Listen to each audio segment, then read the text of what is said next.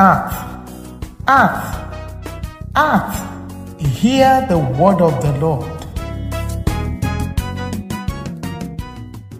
How do we know who you serve? We know who you serve by who you worship with your life. We don't worship God the way we feel like. We don't worship God the way we have seen somebody or somewhere. We worship God the way He wants to be worshipped. And we must know what worship means to God. Worship it goes beyond singing. It goes beyond words. It goes beyond gathering, though they are part of it. And this morning I pray that God will open your spirit. And when you grasp the concept of worship in its totality, oh my God, you begin to see divine participation with you more than at any other time in your life. It's like God's eyes are looking to and fro throughout all the house, looking for those whose hearts are what? Perfect towards His holy name. Single-minded people focused on God, wanting to do His will and His pleasure, wanting to be all for Him. When He sights one like that, He channels all His power, He channels His beauty, He channels His glory, He channels His provision in that direction. Verse 21, John 4, are you there? And Jesus said to her, Woman, believe me, the hour cometh, when ye shall neither in this mountain, nor yet at Jerusalem worship the Father. Jesus told her that a time is coming, that worship will not be just a physical thing of gathering in this place or that place.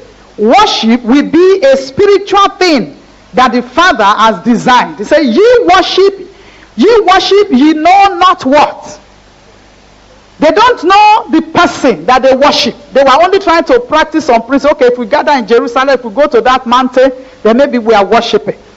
And it says, verse 23, it said, but the hour cometh, and now is, when the true worshippers shall worship the Father in spirit and in truth. For the Father seeketh such to worship Him. And then there is such a commitment of God to true worshippers. There is such a commitment of God to people that commit their life and say, this is my God. Do you even know that people that worship dumb idols that are engineered by strange spirits, in their moment of crisis, they go to that idol, they trigger some covenant. Whether the idol will remove their problem and bring a bigger one is not the concern this morning, but at least the idol or the spirit behind it shows up somehow for them in a way. How much more this true God of heaven is committed in its raw form to those that are true worshippers, not those that pay lip service. Do you know many times He has told the children of Israel, He said, rend your hearts and not your clothes. He said, these people, they pay lip service to me, but their heart is far from me. So it means that the kind of worship that God is looking for is not the one that is coming from your lips.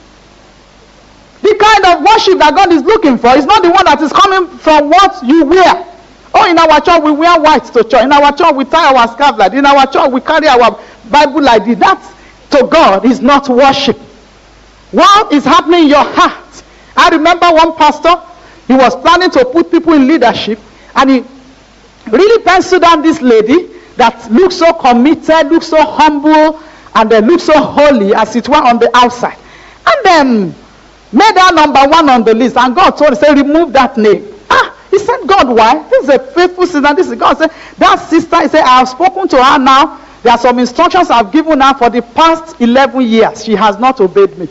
She is not a worshiper. When you don't obey the law, you are not a worshiper. I'll come your way tomorrow again. And don't forget, read your Bible to know God more.